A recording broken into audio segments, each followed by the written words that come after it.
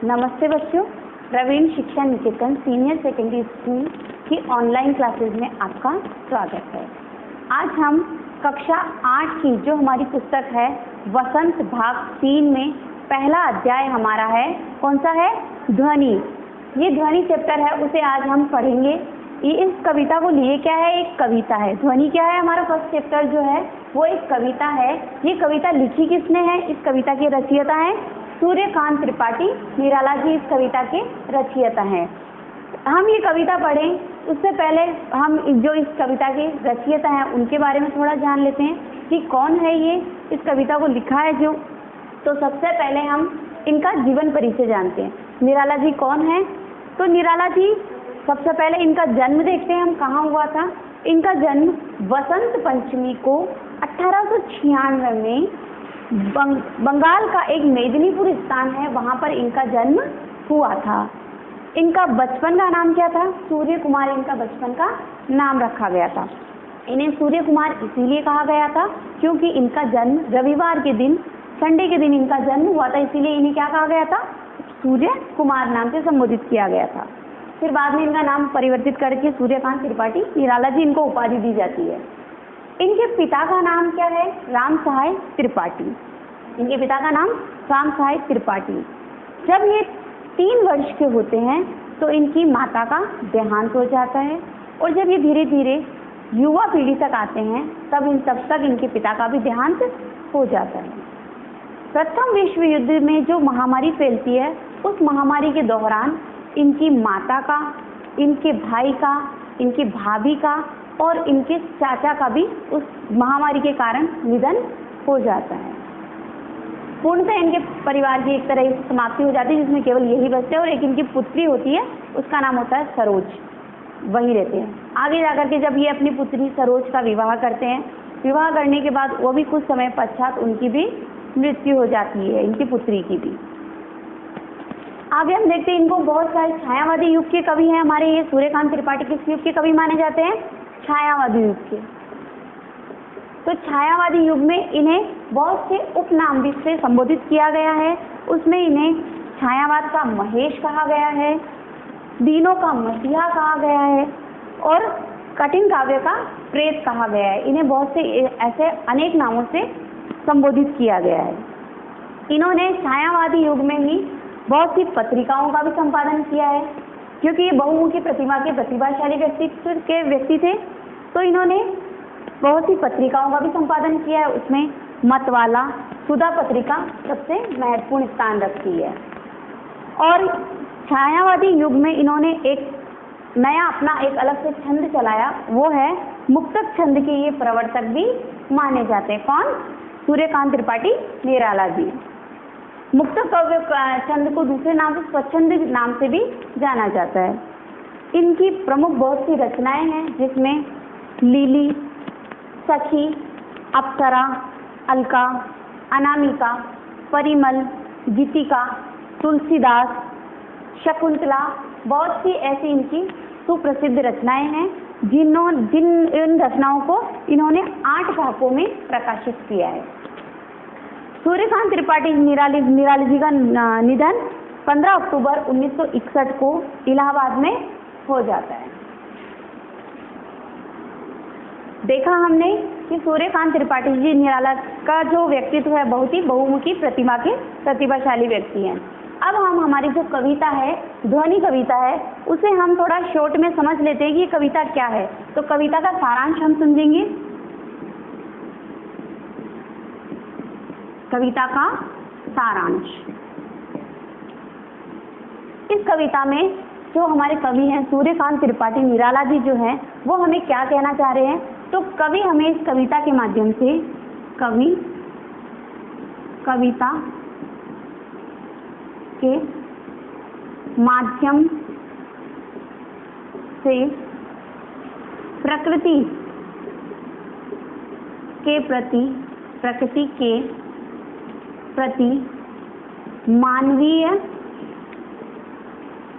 के प्रति मानवीय संवेदना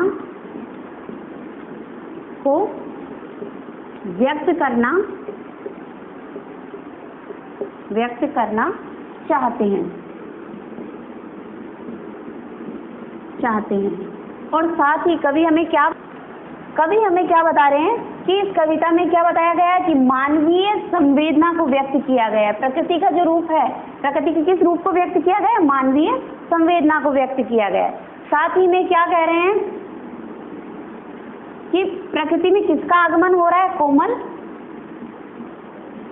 कोमल बसंत के आगमन से प्रकृति क्या हो गई है? बिल्कुल प्रसन्न हो गई है,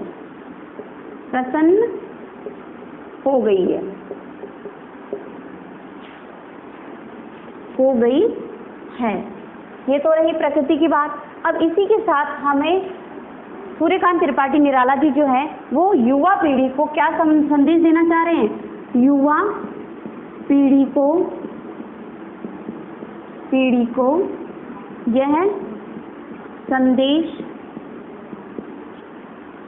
देना चाहते हैं कि निद्रा मग्न जो युवा पीढ़ी हमारी किस में है? निद्रा मग्न जो अवस्था में है उन्हें जगाने का कार्य करें, उन्हें निद्रा मग्न अवस्था से उन्हें जगाने का कार्य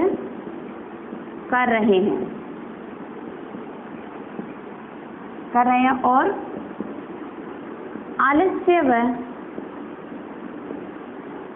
निराशा को दूर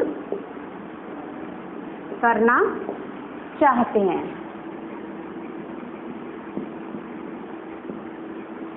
तो समझ में आया बच्चों? देखा आपने कि कवि हमें इस कविता में क्या बताना चाहते हैं? एक तो हमारे प्रकृति का कौन सा रूप बताया गया है? मानवीय संवेदना को व्यक्त किया गया है कि प्रकृति किस रूप में? मानवीय संवेदनाओं से भरी हुई है। दूसरी बात हमें क्या बताई गई है कि वसंत का आगमन हो रहा है। वसंत के आगमन से क्या हो रहा है कि चारों तरफ हरियाली फैली हुई है और चारों तरफ हरियाली फैलने के कारण प्रकृति का कौन सा रूप हमारे सामने देखने को मिल रहा है? हमें प्रकृति बिल्कुल प्रसन्नचित्त हो उठी है। साथ ही इसके साथ साथ युवा पीढ़ी को, हमारी जो युवा पीढ़ी है उसे भी वह संदेश देना चाहते हैं। क्या संदेश देना चाहते हैं? कि जो युवा पीढ़ी निद्रा मग्न है, मतलब सोई हुई अवस्था में है, उसे जगाने का कार्य कर रहे हैं। और उसे जगाने के साथ साथ कवि क्या कह रहे हैं? कवि ये कह रहे हैं कि उनमें जो आलस्य और निराशा की भावना जो भरी हुई है उन्हें दूर करने का कार्य कर रहे हैं। अब बच्चों हम शब्दार्थ समझ लेते हैं ताकि जब हम कविता पढ़े तो हमें किसी भी प्रकार की कठिनाई न हो। तो सबसे पहला हमारा शब्दार्थ आता है, उसका अर्थ है, शब्द है मृदुल। मृदुल का क्या अर्थ होता है? कोमल। मृदुल का अर्थ क्या होता है? कोमल। दूसरा शब्दार्थ आता है हमारे सामने पात। पात का अर्थ होता है पत्ता। पत्ता कहो चाहे पत्ते कहो। फिर शरीर। शरीर का अर्थ होता है गात। गात का अर्थ होता है शरीर। कर। कर का अर्थ होता है हाथ, जिसे हम लिख रहे हैं निद्रित। निद्रित का अर्थ होता है सोई हुई अवस्था। सोई हुई अवस्था। ठीक है। नेक्स्ट हमारे आता है प्रत्युष्य। प्रत्युष्य का अर्थ होता है प्रातः काल। प्रत्युष्य का अर्थ क्या है? प्रातः काल। मनोहर। मनोहर जैसे शब्द से ही पता चल रहा है, मनोहर, इसका संधि विच्छेद जब हम करते हैं तो पता चलता है मन को हरने वाला अर्थात अच्छा लगने वाला। तो सुंदर। मनोहर का अर्थ क्या होगा? सुंदर। नव। नव का अर्थ नया, आप सभी जानते होंगे वैसे। नेक्स्ट हमारा आता है शब्दार्थ तंद्रालस। तंद्रालस का अर्थ होता है नींद से अलसाया हुआ। नींद से अलसाया हुआ। नेक्स्ट अमृत। अमृत का अर्थ होता है सुधा। सहर्ष। जैसे हम इसका भी संधि विच्छेद करके समझना चाहें, सह का अर्थ होता है साथ, हर्ष का मतलब खुशी। खुशी के साथ। तो क्या होगा इसका करें तो हर्ष के साथ। हर्ष के साथ हो या फिर खुशी में। खुशी में। अनंत, अनंत, अनंत का अर्थ होता है जिसका कभी अंत ना हो, जिसका या कोई समाप्ति, जिसकी कोई समाप्ति ना हो, जिसका कोई अंत ना हो, अंत ना हो। द्वार, द्वार का अर्थ होता है दरवाजा। और लालसा का अर्थ होता है जानने की इच्छा, जानने की इच्छा या चाह कह दो। तो यहाँ होते हैं हमारे शब्दार्थ कंप्लीट। हम ध्वनि कविता को समझने की कोशिश करते हैं क्या है। तो ध्वनि कविता को पढ़ने से पहले हम इसका प्रसंग जानते हैं कि ये कविता कहाँ से ली गई है, कि इस कविता में कवि क्या कहना चाह रहे हैं। हमारी पुस्तक में जो ये ऐड हुई है, तो हम प्रसंग में ये लिखेंगे कि प्रस्तुत कविता हमारे हिंदी की पाठ्य पुस्तक वसंत भाग 3 में संकलित कविता ध्वनि से अवतरित है।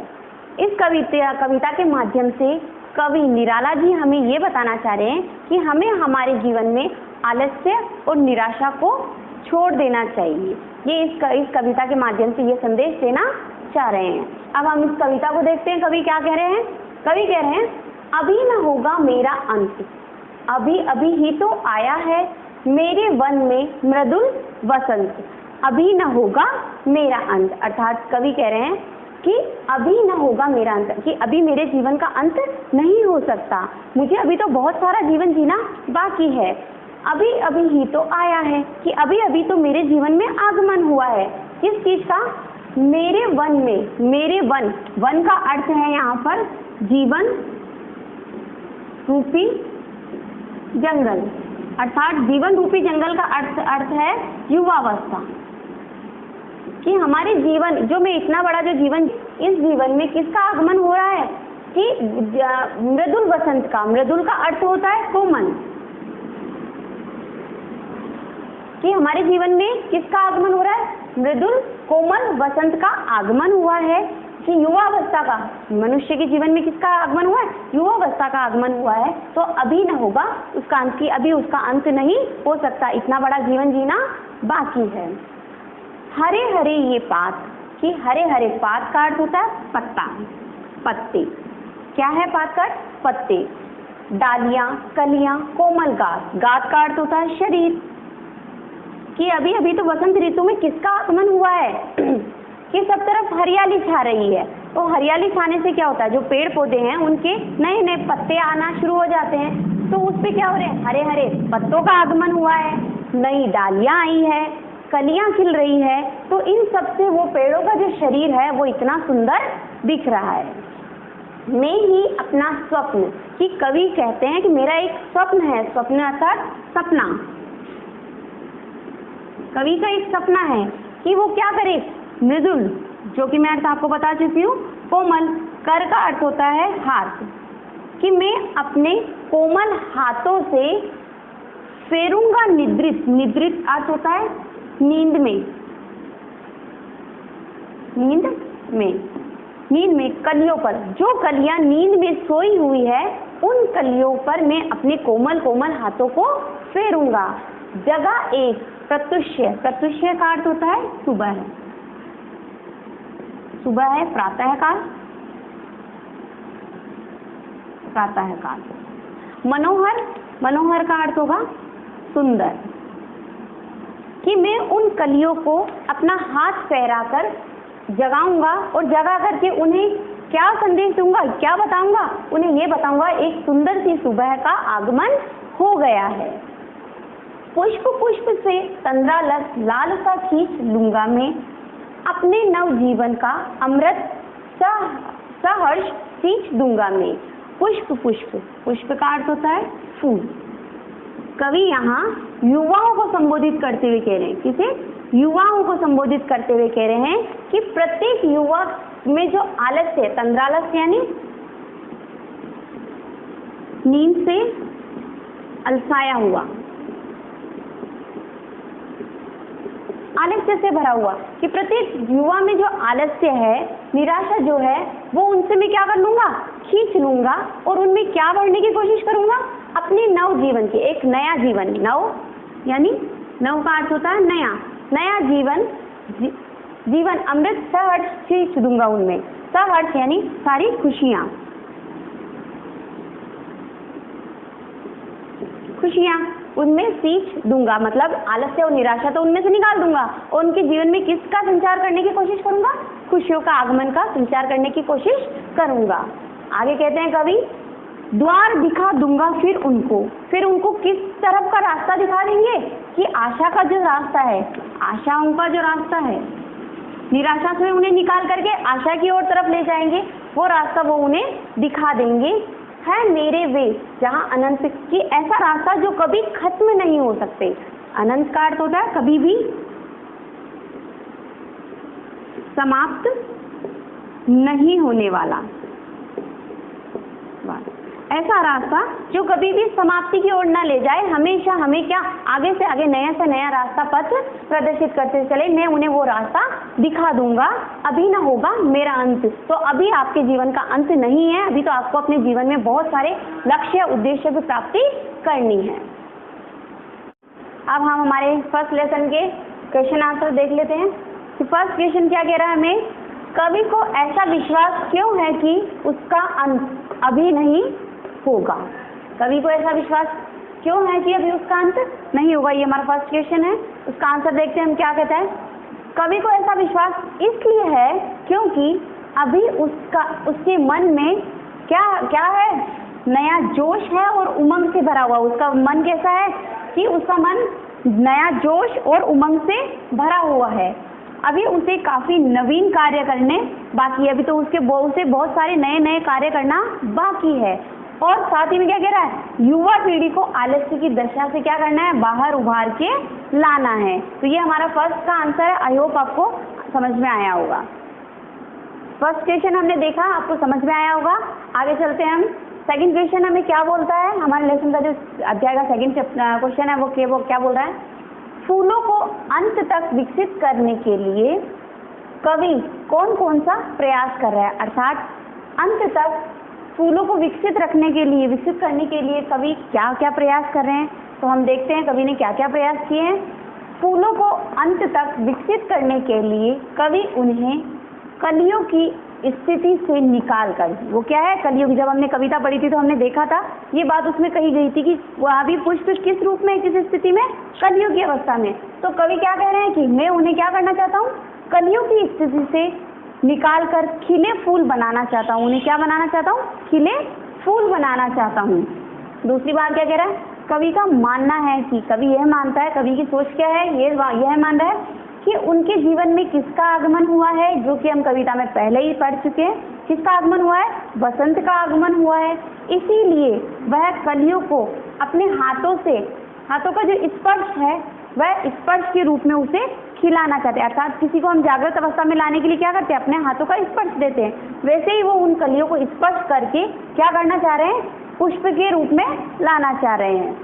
वह फूलों की आंखों से आलस्य हटाकर उन्हें क्या करना चाह रहे हैं, जागृत करना चाह रहे हैं। उनकी आंखों में जो आलस्य भरा हुआ है, अर्थात जो वह नींद की अवस्था में है, उस अवस्था से उन्हें जगा करके उन्हें एक जागृत अवस्था में लाना चाह रहे हैं। आपको समझ में देखा आपने, सेकंड क्वेश्चन आपको समझ में आ गया होगा। अब हम चलते हैं आगे नेक्स्ट क्वेश्चन की ओर। थर्ड क्वेश्चन हमें क्या कहता है, कवि पुष्पों की तंद्रा और आलस्य दूर हटाने के लिए क्या करना चाहता है। तो कवि, हम इसका आंसर किस तरीके से लिखेंगे, इसको समझने के लिए कवि प्रश्न को उत्तर में जोड़ते हुए इस आंसर को लिखेंगे हम। कवि पुष्प की तंद्रा और आलस्य को हटाने के लिए उन पर क्या करना चाहते हैं, अपना हाथ फैलाकर उन्हें जगाना चाहते हैं। कवि उन्हें जगा रहे हैं, लेकिन किस तरीके से जगाएंगे, कवि उन पुष्पों पर अपना हाथ हाथ फेरकर उन्हें जगाना चाह रहे हैं। साथ ही वह उनको चुस्त कैसा बनाना चाहते हैं, उन्हें चुस्त बनाना चाहते हैं, प्राणवान और आभावान बना करके पुष्पित करना चाहते हैं। एक वो जो कलियां थी उन कलियों को कैसा रूप देना चाहते हैं, उन्हें बिल्कुल एक पुष्प का रूप देना चाहते हैं कवि। अतः कवि नींद में मग्न युवा पीढ़ी है, हमारी युवा पीढ़ी जो नींद में मग्न है, उसे क्या करना चाह रही है, उसे प्रेरित करके अर्थात उसे जागृत अवस्था में ला करके उनमें क्या करना चाहती है, नए जोश को जगाना चाहती है, उनमें नए जोश का संचार करना चाहती है और क्या करेगी, उनसे आलस्य को दूर भगा देगी, उससे क्या करेगी, आलस्य को दूर भगा देगी और उनमें नया उत्साह का संचार कर दिया जाएगा। उसमें क्या करेगी, इस कविता को पढ़ने से, इस कविता के माध्यम से कवि हमें यही संदेश देना चाहते हैं कि हमें युवा पीढ़ी में जो आलस्य है, निराशा जो भरी पड़ी है, उसे दूर करके उसमें किसका संचार करें, हम आशाओं का संचार करें। आई होप बच्चों आपको ये कविता और इसकी क्वेश्चन आंसर्स आपको समझ में आए होंगे। इसके आपके शब्दार्थ और जो क्वेश्चन आंसर है वो आपको आपकी नोटबुक में करना है और अगर किसी भी तरीके की कोई भी प्रॉब्लम हो तो आप बिल्कुल हमें बता सकते हैं। Thank you, have a nice day.